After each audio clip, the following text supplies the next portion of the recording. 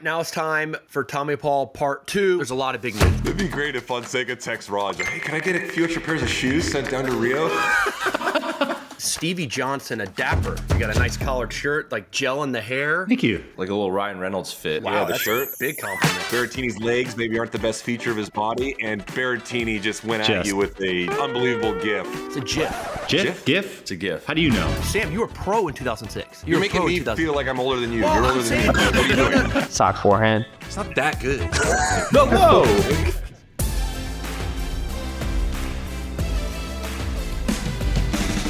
Welcome to Nothing Major, everyone. John Isner here, joined with, as always, Jack Sock, Sam Query, Stevie Johnson, a dapper-looking Stevie Johnson. I haven't seen you without a hat before. You got a nice collared shirt, like gel in the hair. Thank you.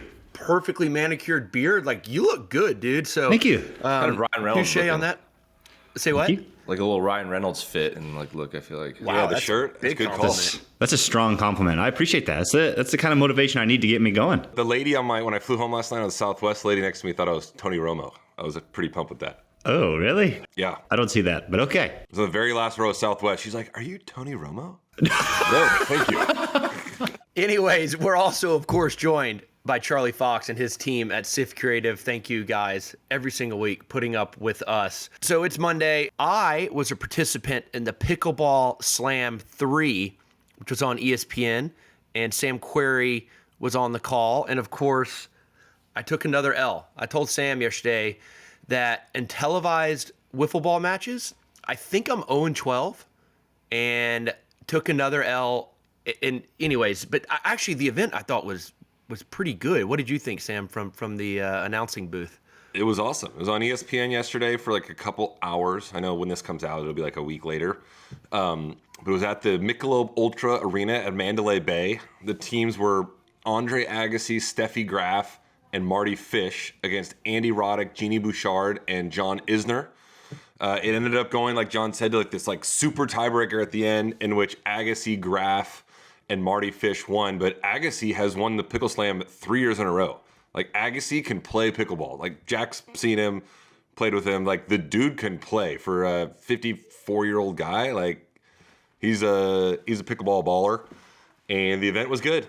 I don't know what kind of like ratings it got, but it was good. Yeah, it was good. The energy was good. I'm just curious if the Mandalay Bay executives and the ESPN executives are a little disappointed with having me be a part of it. I know Jack was a part of it last year. It brings a lot more flair and athleticism to the event than I can bring. But, you know, I lost some close matches. It's not like I got blown out. My team lost, but that's it. I'll probably play pickleball at some point on TV down the road, and I'll probably lose again. So I should be the one you guys pick on, not Sam.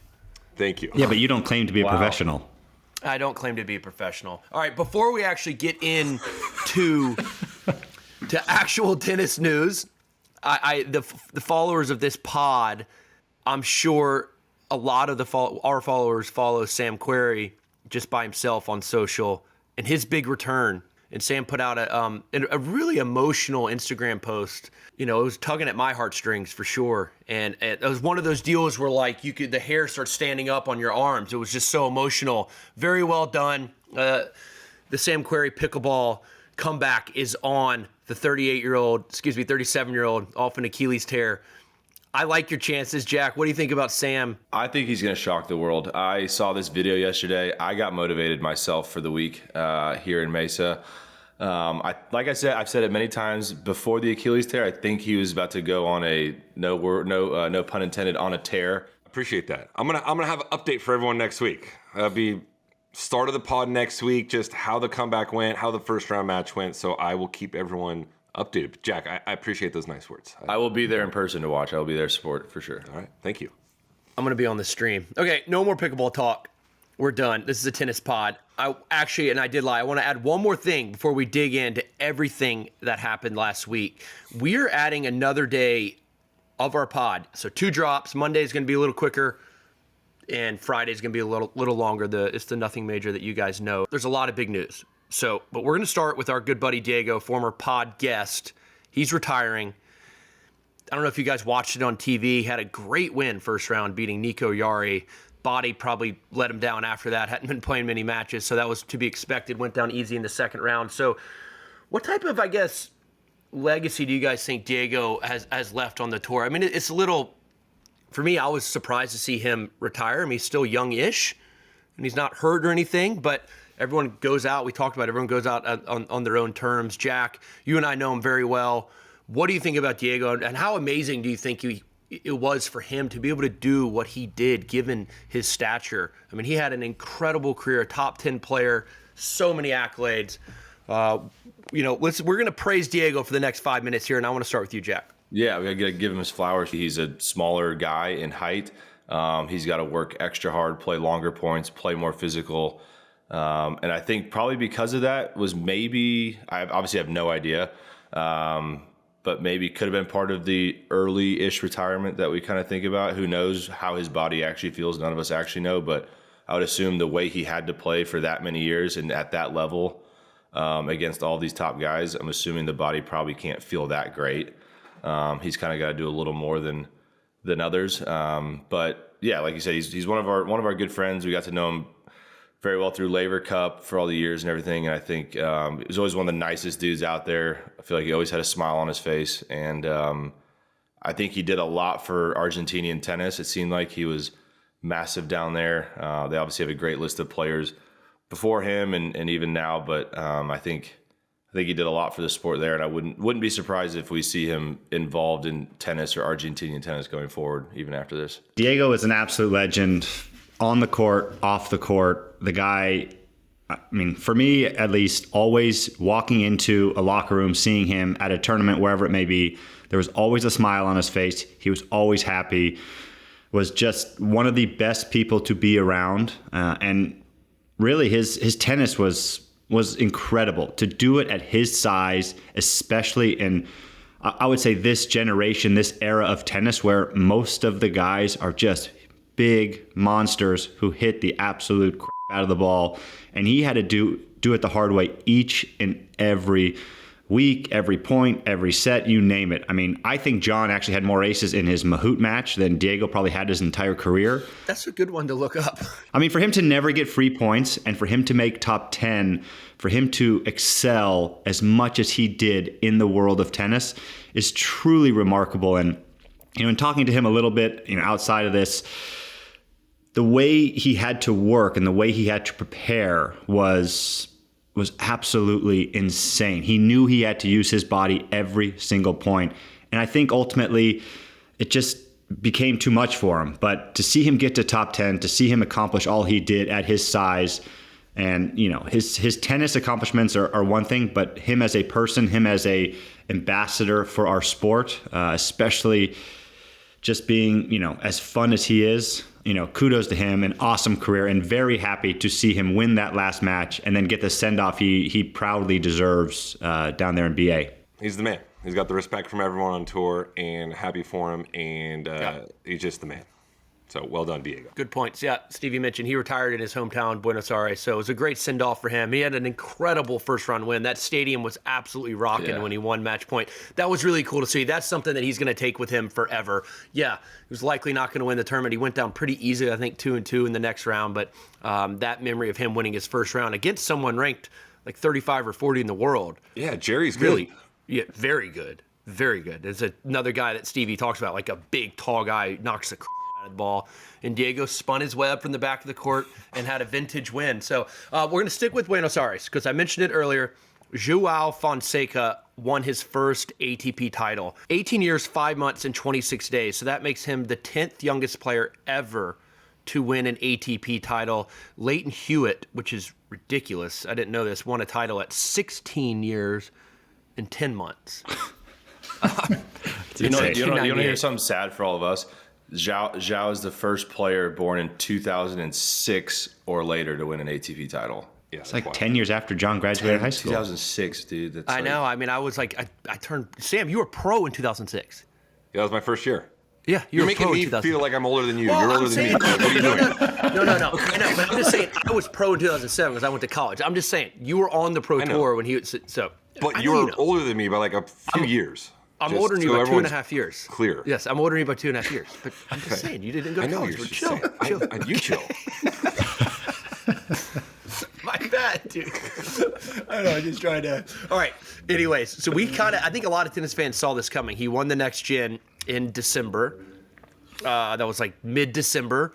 Won a challenger in Australia. Qualied in Australia. Beat Rublev in the first round. So he had a great start to the year. I mean, it all started with the next gen in Saudi Arabia mid-December. Obviously, no points on the line there, but everyone, I mean, the tennis world was watching that event. We saw how good he is and the potential he has.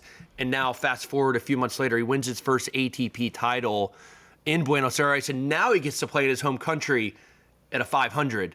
So I don't know. Let's talk about. We did speak about it a little bit. Sam and I think you and I were the most bullish on his prospects at the end of the year, like where he's going to end ranking wise. I guess Sam, let's start with you. Like, is João a guy that's gonna we're gonna see totally emerge and challenge the top two players in our sport? And when I say top two, I'm talking about Sinner and Alcaraz. I think a lot of tennis fans would like for that to be the case. I think he is. Maybe not right away, but he's not far off. I mean, take all those results away that you just mentioned. If you just watch him play tennis, just the eyeball test says he is so good. The way he moves around the court, the way he hits the ball, backhand and forehand, he can absolutely rip it. He's passionate about the way he plays. And he's just on a tear right now. He's already the second favorite to win Rio this week. Yeah. The guy is flying high. He's so fun to watch. I've been saying this for months. It's not like this is breaking news. He's my favorite player, to watch play tennis right now. I love watching him play. And yeah, I'm still bullish on him. I think John and I were saying he'll be seated at the U.S. Open. I even feel more strongly about that now after this amazing week in Buenos Aires, and I'm excited to tune in and just watch him play the rest of his life. Yeah. I think he's shown he's winning a title on clay. He's obviously beaten Rublev, one of the best players in the world, on hard courts in Australia. He clearly is a very versatile player. He's, like you said, he strikes the ball incredibly well. Seems to have a lot out there. Seems comfortable with the net. Seems, obviously, he's ridiculous from the baseline. And yeah, his attitude out there seems awesome, especially for a young guy. Seems just ultra positive. Doesn't seem like much affects him, which is highly impressive. And if you look at the other youngest champions to ever win tournaments, Hewitt, Andre Medvedev, Nishikori, Nadal, Hewitt, Alcaraz, Chang, and now Fonseca, he's on a list of guys that are basically Hall of Famers. So it's a pretty special list he's on already. The only thing I would add to his incredible week, he beat 4 Argentinian guys in Buenos Aires, in Argentina, in their home country. That is not easy to do. That is just really impressive to do. I mean, he's 18 years old and he's got the moxie and the composure of somebody much older. So I'm excited to see him get to Rio and play in his home country. Hopefully he can have a couple hours of downtime, from the praise and the media and all that stuff, so he can prepare for that tournament. So that could be that could be a tough turnaround for him, potentially in his home country, just with everything surrounding it. But getting onto some friendly confines, I think he's going to have hopefully another deep week, because he is electric to watch. All of us know how rabid Argentinian fans are, and the highlights I was watching, my take was that they weren't yes, they were cheering for their guys, but they appreciated Fonseca's game so much that he also had a lot of crowd support because he's that much fun to watch. I mean, his forehand, as Sam, you said, he passes the eyeball test. His forehand certainly does. The thing is an absolute rocket for not a big guy, right? He's kind of blessed with something in his arm. He's got this rackethead speed like Jack, you had, this ridiculous rackethead speed. He's just got a lot of talent. Clearly works hard, and I think he made, I don't know what about you guys, I think he made the right choice not going to the University of Virginia. What do you think? I don't know. You think playing national indoors or winning a 250 the same week? I mean, it almost seems crazy that he even entertained the idea of going to Virginia at this point. Yeah. I think it was a good backup plan, potentially. Yeah. Shout out to On Running. They're pretty good about the players they haven't missed. They have a big I don't know one player that's Swiatek. Not good that they have. Yeah, they have the trendy Italian guy, Cavalli, and now they have Fonseca. Ben Shelton and Swiatek. Doesn't matter. They have Roger. Good list. You think Roger's official title is head of scouting or something? Head of talent evaluation. Yeah, he was at the Les Petit Os in France, scouting 14. Roger's like the regional manager of On Talent Scouting. Sending product to everyone. He's got his business card out. Oh man, I bet he does have some say. It'd be great if Fonseca texts Raj like, "Hey, can I get a few extra pairs of shoes sent down to Rio?" Oh gosh, they get caught in customs. It always happens to us. You get something, you try to get something sent internationally, and this wouldn't come. Ever. The biggest news of everything that went down last week is the Sinner suspension. And Medvedev's quote after his loss, he was asked about Sinner, of course, as all the top guys have been asked. Says, I hope that the next few times the players will be able to do that. Wada will say, we found an anti-doping rule violation, and you get 2 years. And you say, no, I want 1 month. Then he continues. So I hope that will create a precedent where everyone will have the opportunity to defend themselves better than before. Otherwise, it's not going to be possible. It's going to be bizarre. Thought that was interesting from Medvedev. Stan Wawrinka, a former podcast, had a tweet, a bit of a zinger of a tweet that got a lot of traction. I don't know if you guys saw that. He posted that on X. So Sinner gets 3 months. Going back to actually like what happened. So initially, obviously, he failed a drug test, and the ITIA came in. They started investigating it, and they ruled no fault or negligence on his part. So they cleared him of basically any wrongdoing. And then WADA comes in, and they tried to say, we're not happy with that. We want to get our pound of flesh. So WADA reopens the case. They start litigating it. And what essentially happened is this is like pretty much a plea deal. I don't know what went down. I mean, maybe Sinner and his team thought that if this was litigated all the way to the end, they could win. But in my mind, Yannick did not want that hanging over him as he continued to play and possibly risk the chance of being suspended for 1 or 2 years. So they negotiated, which was a plea deal, 3 months, which in my mind, I mean, that amount of time seems about right. And Sinner and his team are not happy. They're okay with that. The timing obviously is on his side. He is missing big tournaments. I mean, he's not missing a slam, yes, but he's missing 4 Master Series, excuse me. So he's missing a lot of big tournaments, but I think from Sinner's point of view, I'll take the 3 months, and I want this behind me forever and ever. And it's always going to be hanging over him. People are always going to talk about it, but he's not going to be playing with the possible weight or burden of him looking at a 1 to 2 year suspension. I do believe that if this was litigated to the end, him and his team thought that he could be cleared completely and with no suspension at all, but they negotiated 3 months. He went ahead and took it. At least mentally, it's going to help him recover. And, he's going to be in the mix. We know that. So it's the timing. I think everyone is concerned about the fact that this went down sort of kind of randomly, out of the blue. We didn't know it was going to happen right then and there. Doesn't miss any Grand Slams. Gets to play in Rome. He was in Doha practicing when this went down. So it leads me to believe that he didn't even know it was coming down right then and there, because why would he be practicing in Doha? So Sinner gets 3 months. Stevie, go ahead. Talk about it. The floor is yours. What do you think about the whole situation? I think it just, all of it smells fishy to me. I don't want to get into innocent, guilty, whatever he did. We've talked about it on this podcast before. Whether he did or he didn't, that's not up to me to decide. I have no idea how the testing works. None of us really do.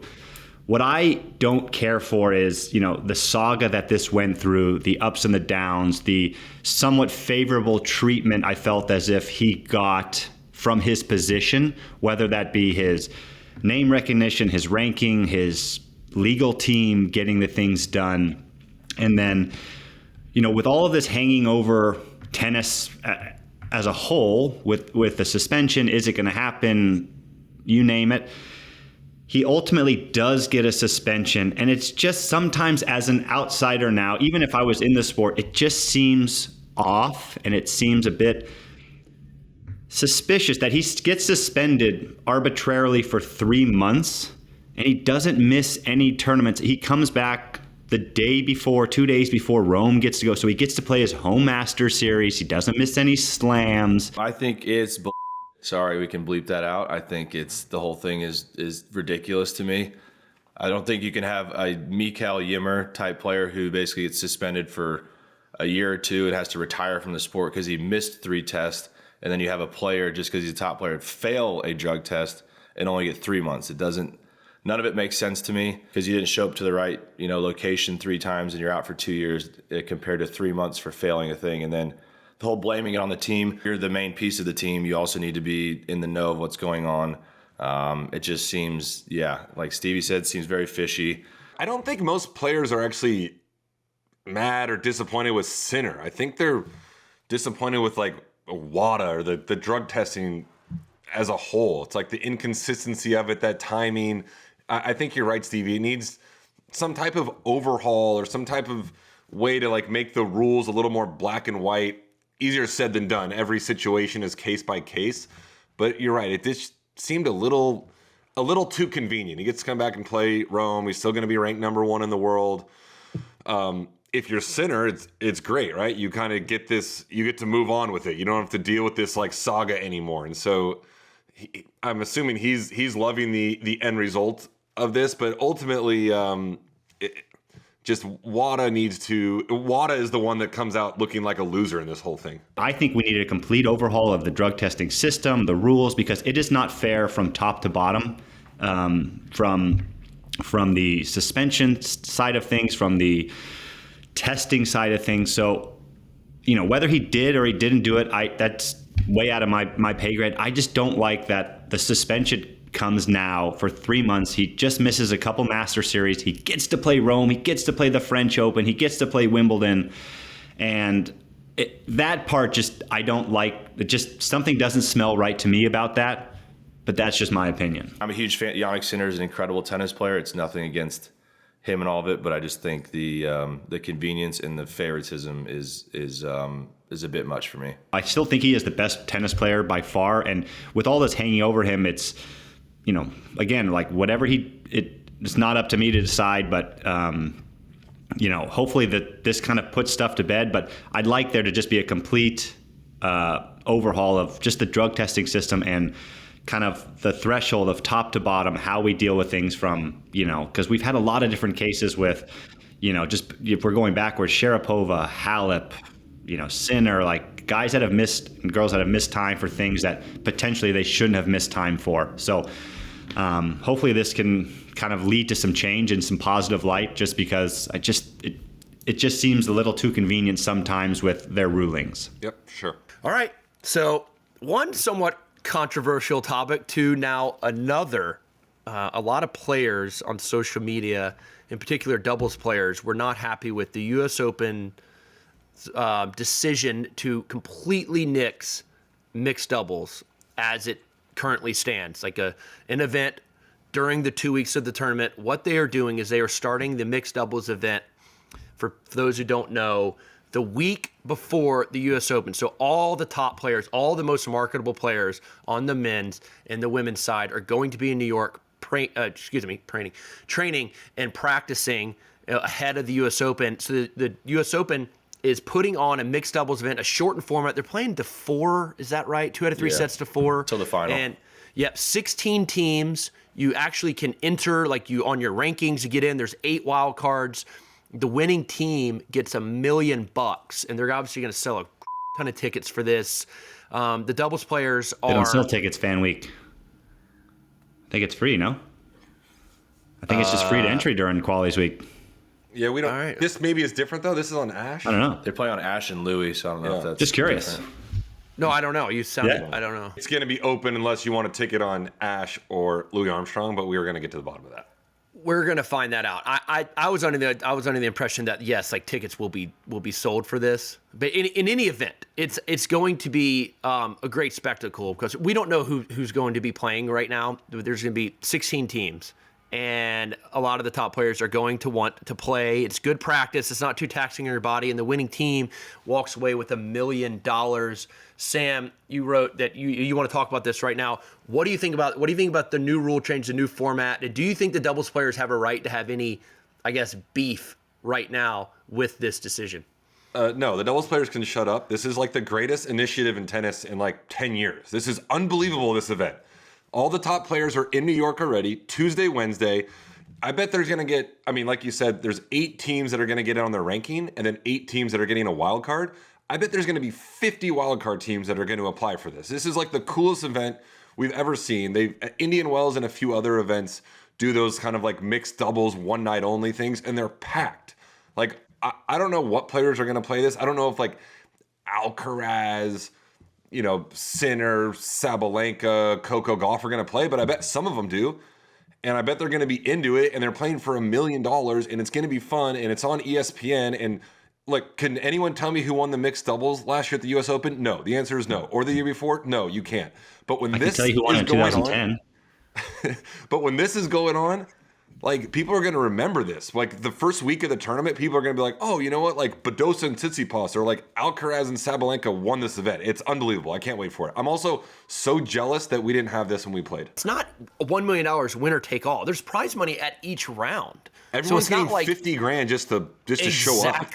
Exactly. So I think everyone's going to play again because it's just another way to practice. It's not taxing on your body. You're playing sets to 4 and doubles. Like, give me a break. And no ad. Like, it's not something and 10 like point breakers. I mean, maybe Novak is like, I don't want to play that. I maybe understand that, but I think everyone else is going to play because it's a way to practice. And look, if I win the thing, they're going to add $500,000 to my prize money check at the end of the tournament. That's pretty nice. Jack, what do you think about it? Can I add one thing? They also have 8 wild cards. But maybe Serena takes a wild card. Maybe like Rafa. Maybe there's like someone like that like gets a wild card too. Yeah. All right, you can go now, Jack. No. I'll say I might even apply for a wild card now. You should. I can play.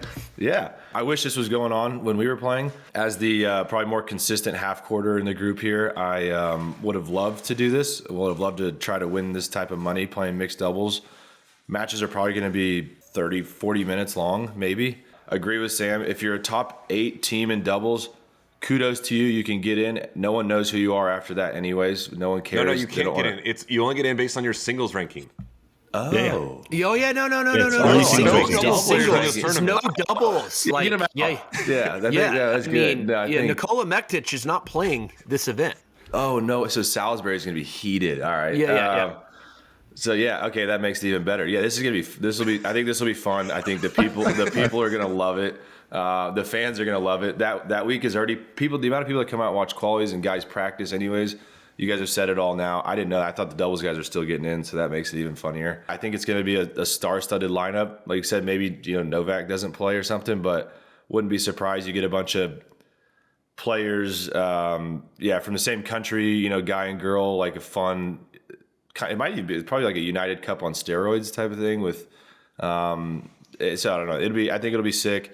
The money's fantastic. Like I said, would have loved that in 2010. That would have been better cash than I got. But it would have been it'd be a lot of fun. So good on the U.S. Open. Like Sam said, amazing initiative. Yeah, very excited to see how it plays out. Yeah, I would just say quickly that I think Stacey Alister, Eric Buderak, and the people at the U.S. Open and the USTA were listening to John Isner's commissioner of tennis pitch a few months ago. Although they did get the week wrong, they're not going to stay for the second week.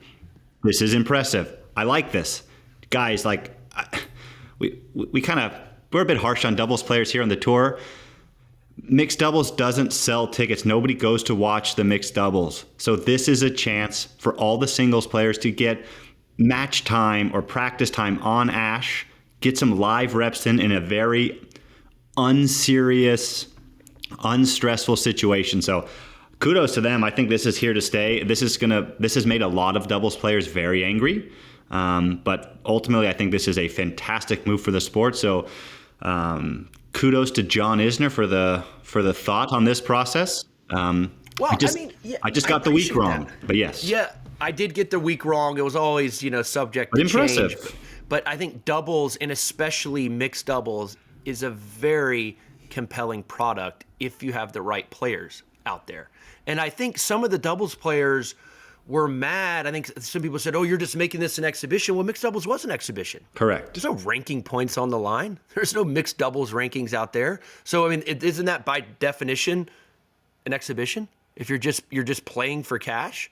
because that's what they're doing. I mean, the prestige of if you think that's prestigious, to be a Grand Slam champ. And by the way, I think we're trying to get the answer to the question. And while one of y'all were talking, I actually texted Budarak and he got back to me. And so he said, this is what we have. We'll probably do a combination of sold and free tickets, but haven't decided yet. Fan Week is always meant to be free and affordable, so the U.S. Open is not changing that, but tickets will be made available accordingly. It says the goal is to completely pack the place. And Eric Budarak, for the listeners of the pod who don't know who Eric Budarak is, which some of you might not, what makes it actually very interesting was a lifetime doubles player. Never played singles on the tour. He played Division III college tennis and had a great doubles career, was a great player, a good friend of ours. I think a bunch of us, I definitely played doubles with him. I don't know about you guys. I think you did, Sam. Great guy. So he is the Senior Director of Player Relations and Business Development at the USTA, at the US Open. So a lot of this initiative is coming from him and coming from a doubles guy. So he sees the value in getting the stars together and aligned for this event. I'm with Sam. I like it. Actually, I love it. And I'm very jealous that this wasn't an option in 2015 when me, Jack, Sam, Stevie were all top 20 in the world and could have participated in an event like this, but not going to be that grumpy old guy. It's going to be great. The fans are going to love it. I mean, if you just, hypothetically, if Coco Gauff is playing mixed doubles with Novak Djokovic, I'm just making it, Fritz, doesn't matter. Like, people are going to watch that. And it's going to be great. So as I said, doubles is a very compelling product with the right talent out on the court, and that's what the U.S. Open sees, and I think it'll be great. All right, now it's time for Tommy Paul Part 2. We interviewed Tommy in the offseason at some point in December. So this was before he cracked into the top 10, but he was tracking to get there. So Tommy Paul, top 10 player, heartthrob, Part 2, coming up on Nothing Major. We got one more segment. It's like kind of like fun, quick answers, confessions. Confessions. They're tennis confessions. Don't worry. Okay. What's your biggest tennis win? Alcaraz. So what about second best? Medvedev. I thought you were going to say Jack Sock in Atlanta. Yeah, that's what we're hoping for. I got my cheeks clapped in that match. I got my cheeks clapped. I think I lost in like 41 minutes. That was one of my better matches, though, for sure. I didn't miss one ball that match. One match you wish you could have back. I played Felix at Indian Wells, round of 16, 2 years ago, I think. I think I had like 4, maybe 5 match points and lost 7-6 in the third. That one hurt. What does Tommy Paul do after losing a tough match? I mean, same we do after we win, right? Go to the locker room, shower, stretch, and treatment, get some dinner, and go to the next tournament. Professional.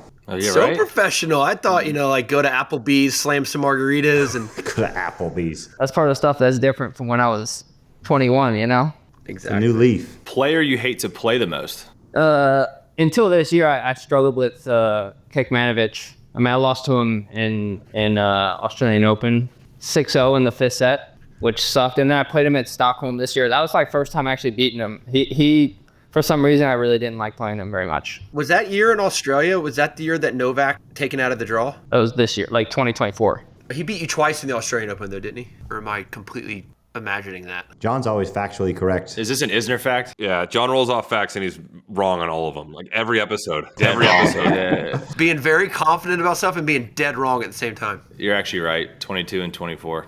Yes. And Djokovic was taken out of the draw. And I remember you were in the top section of the draw. Djokovic. Yeah. Good opportunity. And he beat you. Yeah. Right. And then also Cerundolo. Me and Cerundolo have great matches, but he's got me in some big ones. Would you rather win a gold medal with Taylor Fritz at the Olympics or final the U.S. Open in singles? Oh, man. Ooh. It's a spicy one. Final U.S. Open. Yeah, good job. Good answer. Yeah, it's a good answer. It's the right answer. Yeah. I feel like it wasn't that hard, but, I wanted to make it seem like it was a tough one. Keep it on the Olympics theme a little bit. Where do you put bronze medal doubles? Where does that rank? I don't know about that. You can say it doesn't mean anything. It's all good. We've made fun of the Olympics on this pod. I would say top 10. At the end of your career, it's going to be top 35. Hopefully. All right, Tommy. Rank us 1 to 4, favorite to least favorite to play against. Least favorite is John. Yes. Never got the goat bot. Why? Because I just make so many balls and just suffocate you from the baseline? Is that You're 3-0 against him, No, John. because in Newport, that serve that I hit in the breaker, Oh yes. And they Wait, the one I broke you on? He doesn't remember that now. Look at that. John doesn't know. No, I would return bot against Tommy for some reason. Like, please explain. I don't remember this actually. there was a serve at like Yeah. 4-5 in the breaker in the third that I hit a serve, and like it could have been out, but if it was out, it was by like this much, and I challenged it, and they said it missed by like 7 feet. Like it showed it showed the review. It showed I missed by 7 feet, and then I roll a second serve in, and you go, bam, winner, mini break, match over. I actually do remember that. I was pretty certain it was in. It was close. I was getting ready to go to the do side at 5-all in the breaker, and it showed it was out by like 2 feet. Yeah. No, it was definitely close. It could have been in, could have been a little bit out, but the review just made me feel terrible about it. I thought you were talking about that return of serve I hit. I hit like the best return of my life, and, Oh, yeah. and it was in by a hair. No, I remember that, but like, I think that one was definitely in. I just wasn't sure about that point. I mean, the mini break in the third set breaker was tough, you know. Sam, we never played, so I'm gonna put My you. highs were high. I'm gonna put you second, just because we never played, and respect there. It was unfair. He beat me in 30 minutes, so I'm gonna for sure be fourth. I don't know. I'm gonna go. Don't do me like that, dude.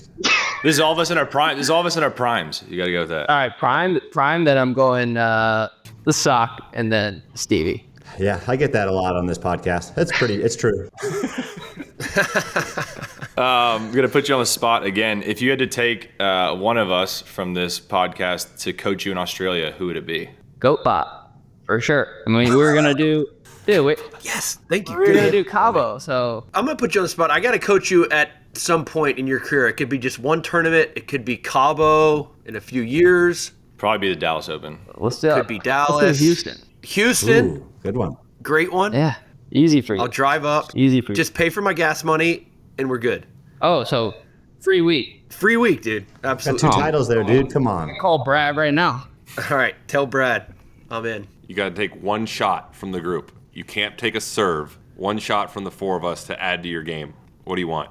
All right, sock forehand. It's not that good. Whoa! What? No, I'm pretty. It's Clearly good. is. I think the correct answer should be Sox volleys, though. Like volleys as a whole, you can take both sides. Yeah, his net game probably is like, I'm still going with sock forehand. I don't mind my volleys. yeah. I feel like Tommy's net game is good. Yeah, I don't Very mind my good. volleys. Like not as good he's as so socks, quick, but like you're right. I can manage up there. Yeah, you serve and volley sometimes. A little too much, honestly. Yeah. Sometimes you do. I'm like, what's this guy doing? Yeah. Whoa! Too much. I think not enough. What do you think, You Don? come in You're- casual. You gotta like get low and like stick volley. You're like so casual to serve and volley sometimes. Yeah, we're working on that. I love that. I'm just trying to just get in the jump Isner to get picked for the coaching. You're trying to get in the coaching conversation. I I get see it. some things that could be changed. We'll talk. All right, last one. How do you rate Riley's fashion sense? Give us your honest answer. We did not One have to- this in the script. Let's do this. So 1 to that- 10. 10 being like he has incredible fashion sense. He looks great. 1 being he looks like a homeless man under the freeway. What are you giving him? I'll give him like an 8. I think he does well for himself. Like I wouldn't wear it. I think if I wore anything that he wore, I would look ridiculous. But like he pulls it off. So he's got an 8 from me. He's confident in it. Yeah. Last thing. Rank you, Fritz, Francis Tiapo, Shelton, and Opelka. Worst to best sense of fashion. I'm gonna go. Wait, Riley. So give us who's worst, and then like work your worst? way up to like the best fashion person. I'm the worst. Bo, Fritz, Ben, Riley. That's a good list. Yeah, that's a good list. You make everything look good, Tommy. It doesn't matter what you wear. No, I just wear like my friend's clothes. Like this is Phil's company, and then I wear my girlfriend's clothes. I just wear whatever comes to the house, you know. You're the complete antithesis of a bot, by the way. So enjoy that. You text me. No, you gotta tell them how much you text me about every time I like am serving for a match and I get broken. You're the first person that texts me like you're such a bot. You're such a bot. Because he's such a bot. Like, just serve it out, dude. Like, you're up 5-4 in the third.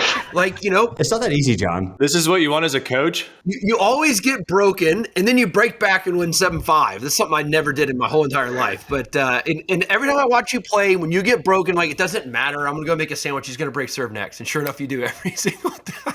Go make a sandwich. Go make a sandwich. When I'm serving for a set or serving for a match, I'm literally thinking about you texting me after the match is over. I know it's coming. Absolutely. Every time I'm watching you, you always fail to serve out a match, but you break the very next game. Hey, as long as then we you get close it done, it out. right?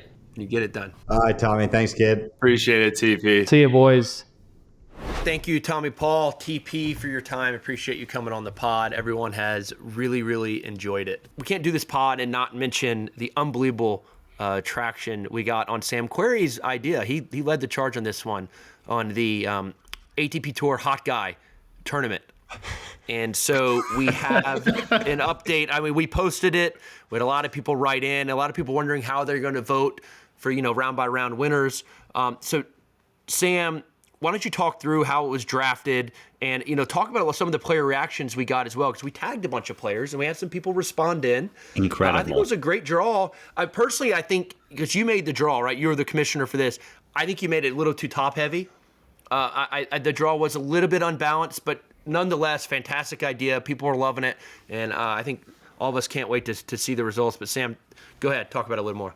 So when we're doing the segment, I kind of was in the group chat like, hey, here's 16 hot guys. I just kind of threw them in the group chat. Let me know if you guys want to take some out or add some. No one said anything, so I just went with those that group of guys. And then I just kind of like winged it and made the seeds, like kind of 1 through 15, and then wild card for Kukushkin. I think John was the one who had the Kukushkin wild card initiative. Yeah. And then I just kind of made the draw randomly. I didn't want to do the 1 versus 16, 2 versus 15, because in tennis that's not how it works. It's 1 and 2, it's not like then they flip a NCAA coin. basketball. Yeah. And so Pulled some chips out of a hat. made that draw, put it in the group chat, said, hey, how do you guys like this? Again, no one really said anything. You guys didn't want to switch anything around. And Felt good with it. all right, yeah, you guys were good with the draw. And so, yeah, then the draw took a life of its own. We posted it, a lot of feedback. Tommy was commenting on it. Felix, I mean, I feel bad for not maybe putting Felix in the field. Man, we can do another one next year. I mean, I got bodied by Berrettini. Stevie mentioned that put me in a body bag. Berrettini's legs maybe aren't the best feature of his body, and Berrettini just went at you with an unbelievable gif. I will say kudos to him. I was on the ground rolling in laughter when I saw him post that. I think my wife thought I was an absolute psychopath. She thought something was wrong, but kudos to him. That might live on forever in my brain in the world. Like, that was an unbelievable GIF to GIF, whatever you want to call it. And kudos to the players. Fantastic. It's a GIF. GIF? It's a GIF. How do you know? It's a GIF. It's a GIF. It's the GIF. Wait, you just said it's both, Jack. Which one? I know. I was just Nobody knows. I don't know. No one knows. Yeah. Nobody knows. GIF. And for context, it was a SpongeBob one, which was Yeah. hilarious. Anyway, the players loved it. It like made its way around. I think players were more into that draw than they were like Marseille, Buenos Aires, and Del Rey. Quite frankly, it was a good time to release it, Sam. Like, you were spot on. We released it on Valentine's Day, and we released it during the 3 ATP 250 week. I think it was a good time to release. A little bit of a sleepy time in the schedule before Fonseca took his first title. We're going to let people know how we're going to actually do the voting on this. We are going to do voting, and we're going to come up.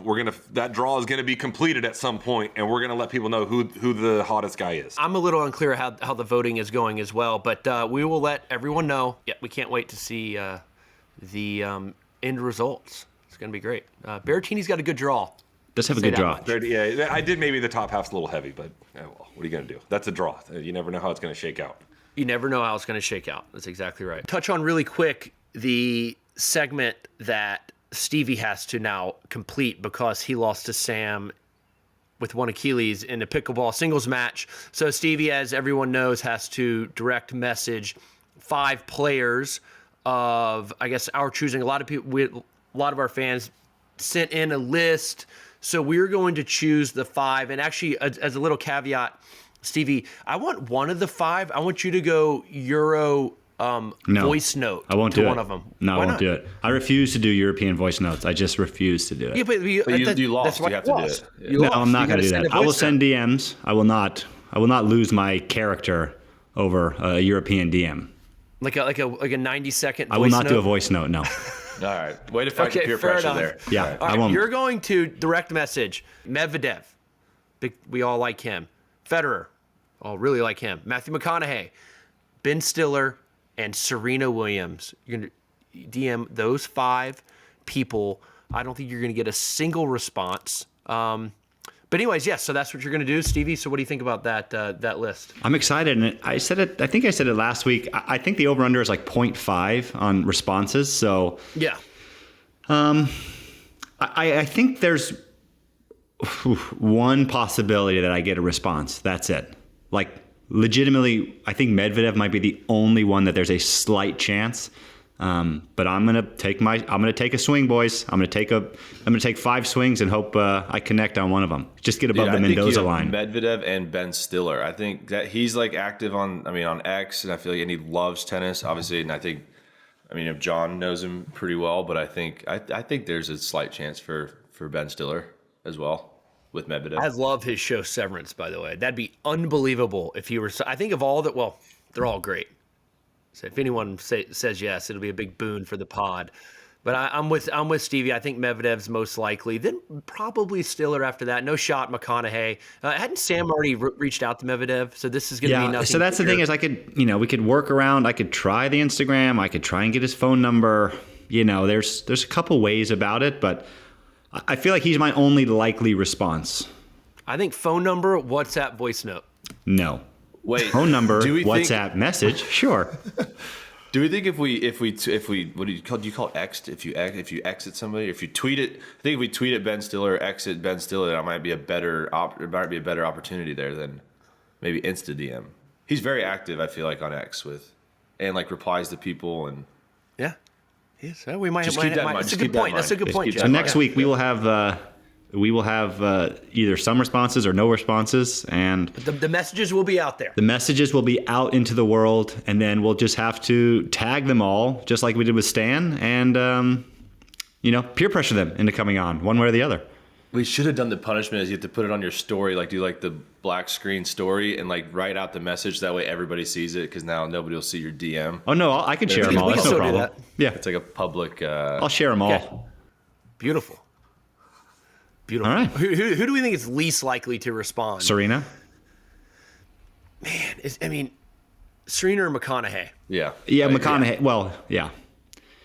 Like I think Roger might. If he sees it. No, I'm just saying, if he sees it, but I say there's a 99.9% chance he doesn't see it. Do you get what I'm saying or no? Please zoom in on Jack's face. It was pretty good. No, I'm saying if he saw it, he would respond to you or Jack. I think he would respond to any of us if he saw it, but I don't think he's ever going to. It's going to go into his spam inbox folder and like they'll never see it. So It'll never say just seen underneath that. no, of course. Yeah, exactly. That's what I'm saying. All right, that's it for another episode of Nothing Major. Thank you for tuning in, everyone. We got a few exciting announcements, one of which is we actually are going to drop some merch. I never thought we'd get to this point, but some people amazingly have asked for it. Jack, on his own, made these hats like 6-9 months ago, shipped them to us, and so we wear these a lot on the pod. And some of our fans like the merch, so we are actually going to drop some, and we're going to be taking pre-orders on our website when that gets up and running, which will be very soon. And to be clear, it won't be that hat that'll be on there. It's gonna. I don't think so. Yeah, Yeah, no, yeah. I know. No, Yeah. I'm just Yeah. like this is for the listeners. That was just my rough draft. Just wanted something for us to wear on here, and so it'll look better than that, more professional than that. I like this look, but you did a good job with it, Jack. Okay, here's our trivia, and we'll all try to chip in and get this. So we talked about Fonseca winning the Buenos Aires title, his first ever ATP title. So he is the youngest South American ATP Tour finalist since 2001. Who was that player? We're doing multiple choice. I think I know the answer here. I feel like because of the way it was presented, I think. Yeah. I'm gonna say so Gaston here- Gaudio at the. Okay, we'll go. It's our choices At the are French. Guillermo Cañas, Jose Acasuso, Guillermo Coria and Gaston Gaudio. I'm gonna go with Jose Acasuso. I'm gonna say Gaston Gaudio. Yeah, I'm gonna go Gaudio as well with Stevie. We're probably both wrong. Let's see. Probably both wrong. It's Jose Acasuso. Acasuso! It was the way it was asked. He goes, this one's really hard, so we have to go multiple choice. So I went the least likely answer and name, which is.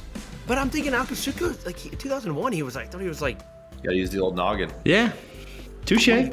28 in 2001 or something. I don't know what I'm missing there. Good one, Jack. Thank you. I was 9 years old. I was 9 years old and tuning into South American tennis at that time.